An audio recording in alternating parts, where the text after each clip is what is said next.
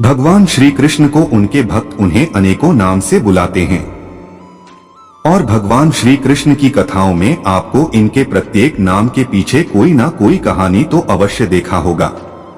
भगवान श्री कृष्ण की जन्म दिवस पर संपूर्ण भारतवर्ष में काफी चहल पहल मची रहती है और आप सभी लोगों को चारों तरफ एक ही नारा हाथी घोड़ा पालकी जय कन्हैया लाल की सुनाई देता होगा। आप सभी लोगों में से बहुत से लोग ऐसे होंगे जिन्हें भगवान श्री कृष्ण के जन्म से लेकर उनकी मृत्यु तक के पूरी कहानी अर्थात पूरी घटनाओं को अपने दादाजी या टीवी चैनलों में अवश्य ही देखे होंगे, परंतु आप में ऐसे ही कुछ लोग ऐसे होंगे जो भगवान श्री कृष्ण के विषय में नहीं जानते और अब आप उनके विषय में संपूर्ण जानकारी प्राप्त करना चाहते हैं। तो हमारा यह लेख आप सभी लोगों के लिए बहुत ही महत्वपूर्ण होने वाला है। भगवान श्री कृष्ण की लीलाओं का वर्णन आप सभी लोगों को बहुत से ऐसे ग्रंथ है जहां पर मिल जाएगा, परंतु उन ग्रंथों में लिखी गई जानकारियों को सुनने के लिए आपको किसी न किसी कवि सम्मेलन या फिर महात्माओं के सत्संग में जाना पड़ेगा। परंतु आप यदि किसी भी सत्संग में ना जाकर भगवान श्री कृष्ण के जन्म से मृत्यु तक के पूरे कहानी के विषय में जानना चाहते हैं तो यह लेख अंतर अवश्य पढ़े। आज आप सभी लोगों को इस लेख में भगवान श्री कृष्ण कौन है, भगवान श्री कृष्ण का जन्म, भगवान श्री कृष्ण की बचपन में की गई कुछ विशेष लीलाएं, भगवान श्री कृष्ण ने कैसे किया था कंस का वध, भगवान श्री कृष्ण ने कहां से प्राप्त की थी अपनी शिक्षा दीक्षा, भगवान श्री कृष्ण का विवाह कहाँ हुआ था, कुरुक्षेत्र में भगवान श्री कृष्ण का योगदान कैसे हुई थी, भगवान श्री कृष्ण की मृत्यु इत्यादि के विषय में संपूर्ण जानकारी जानने को मिलेगी। भगवान श्री कृष्ण का युद्ध बहुत ही प्राचीन समय में हुआ था। इनका जन्म त्रेता युग में माना जाता है।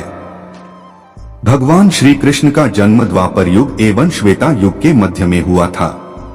भगवान श्री कृष्ण ने अपने मामा कंस के कारागार में जन्म लिया था। भगवान श्री कृष्ण की जन्मदात्री माता देवकी ने भगवान श्री कृष्ण को कारागार में जन्म दिया। भगवान श्री कृष्ण की माता देवकी कंस की बहन थी और देवकी का विवाह वासुदेव के साथ हुआ था। कंस अपनी बहन देवकी से बहुत ही प्यार करता था, परंतु उनसे भी ज्यादा वह अपनी जान से प्यार करता था। इसलिए कंस ने अपनी बहन देवकी को अपने रथ पर बिठाकर उनके ससुराल तक छोड़ने जा रहा था कि तभी एक भविष्यवाणी होती है कि कंस देवकी की होने वाली 8वीं संतान तुम्हारे वध का कारण बनेगी। कंस ने यह भविष्यवाणी सुनते ही देवकी और वासुदेव से काफी बात विचार करने के बाद यह निश्चय करता है कि वह देवकी और वासुदेव को कारागार में बंद रखेगा। देवकी और वसुदेव को कारागार में बंद रखने के लिए वह अपने राज्य मथुरा चला जाता है और माता देवकी और वासुदेव को कारागार में डाल देता है। माता देवकी की पहली संतान हुई तभी कंस वहां पहुंचा। कंस के पहुंचने के बाद माता देवकी ने कंस से कहा कि मेरी 8वीं संतान तुम्हारी वध करेगी, ना कि पहली तुम मेरे अन्य बच्चों को छोड़ दो, मैं 8वां बच्चा तुम्हें स्वयं से दे दूंगी। परंतु कंस उनके इस बात पर नहीं माना और उसने कहा कि तुम्हारे 8 पुत्रों में से मेरा कोई वध करेगा, ना कि 8वीं संतान। कंस ने ऐसा इसलिए कहा क्योंकि वह भविष्यवाणी से बहुत डरा हुआ था और इसीलिए बचपन में ही माता देवकी के सभी पुत्रों को मार देता था। धीरे धीरे करके कंस ने माता देवकी के साथ पुत्रों की बलि दे दी। इसके बाद माता देवकी ने अपनी 8वीं संतान भगवान श्री कृष्ण को जन्म दिया। जन्म के समय ही भगवान श्री कृष्ण अपने पिता वासुदेव के समक्ष प्रस्तुत हुए और उनसे स्वयं को वृंदावन छोड़कर यशोदा माता की बच्ची को ले आने के लिए कहा। भगवान श्री कृष्ण की यह बात सुनने के बाद वासुदेव ने जन्म होते ही भगवान श्री कृष्ण को जमुना नदी के उफानते तूफान को पार करते हुए वृंदावन जाकर माता यशोदा के पास भगवान श्री कृष्ण को सुला देते हैं और माता यशोदा की पुत्री को लेकर मथुरा वापस लौट आते हैं। उस रात भगवान श्री कृष्ण ने अपने लीला से कंस को गहरी नींद में सुला दिया था और कंस इतनी गहरी नींद में सो गया था कि उसे कारागार में हुए किसी भी क्रियाकलाप का कोई भी वाक्य मालूम नहीं पड़ा। जब वासुदेव वृंदावन से वापस लौटे तब कंस को उसके सैनिकों के द्वारा बताए जाने पर कंस उस बच्ची को देव की माता की आखिरी एवं 8वीं संतान समझकर मारना चाहा, परंतु जैसे ही उसने इस 8वीं संतान को शिला पर पटकने के लिए उठाया वैसे ही उस बच्ची ने देवी का रूप धारण कर लिया। बच्ची ने देवी का रूप धारण करते हैं कंस ने कहा कि हे कंस, तेरा काल गोकुल तक पहुंच चुका है और वह बहुत जल्द ही तेरा वध करेगा और तेरे इस आतंक से मथुरा को आजाद करेगा। कंस देवी की यह बात सुनते ही श्री कृष्ण को गोकुल में मारने के लिए अनेकों प्रकार के राक्षस भेजने शुरू कर दिए हैं, परंतु भगवान श्री कृष्ण ने उन सभी रास्तों को धूल चटा दिए और अंततः वह कंस का वध कर ही दिए। भगवान श्री कृष्ण के पिता वासुदेव ने उनकी प्राणों की रक्षा के लिए उन्हें गोकुल जाकर माता यशोदा के पालने में सुला दिया और उनकी बेटी को लेकर मथुरा पहुंचे। कंस ने जैसे ही इस बच्ची को मारने के लिए शिला पर पटकना चाहत पर तुरंत ही यह देवी का रूप धारण कर लेती है और कौन से उसकी मृत्यु का कारण बताती है। कल से आप बात सुनते ही क्रोधित हो गया और उनके जन्म के दिन ही वहां पर विशाल राक्षसनी पूतना को वहां भेज देता है। पूतना वहां पहुंचते ही भगवान श्री कृष्ण को अपना दूध पिलाकर मारना चाहती है, परंतु भगवान श्री कृष्ण उसका खून तक चूसने लगते हैं और तुरंत ही पूतना अपने वास्तविक रूप में आ जाती है और पूरे गोकुल में हड़कंप मच जाता है।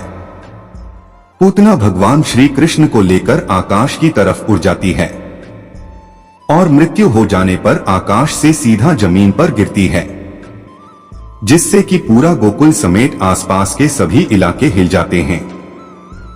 जब गांव के सभी लोग और भगवान श्री कृष्ण की पालन करने वाली माता यशोदा और पिता नंद वहां पहुंचते हैं तो देखते हैं कि उस विशाल राक्षसनी के ऊपर भगवान श्री कृष्ण बैठे हुए हैं और खेल रहे हैं। उस विशाल राक्षसनी के पास कोई भी जाना नहीं चाहता था, अतः उसकी मृत्यु हो गई थी। इसलिए लोगों ने सीढ़ी का उपयोग करके राक्षसनी के ऊपर चढ़कर भगवान श्री कृष्ण को नीचे उतारा। कंस ने भगवान श्री कृष्ण को मारने का अच्छा प्रयास किया और इसके लिए समय समय पर अनेकों राक्षस भेज तेरा, परंतु भगवान श्री कृष्ण ने उन सभी को धूल चटा दिए।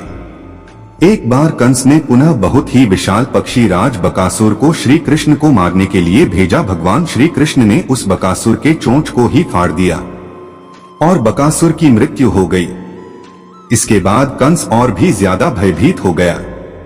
इन सभी के बाद गांव में वर्षा नहीं हो रही थी, इसलिए सभी लोग इंद्रदेव की पूजा कर रहे थे।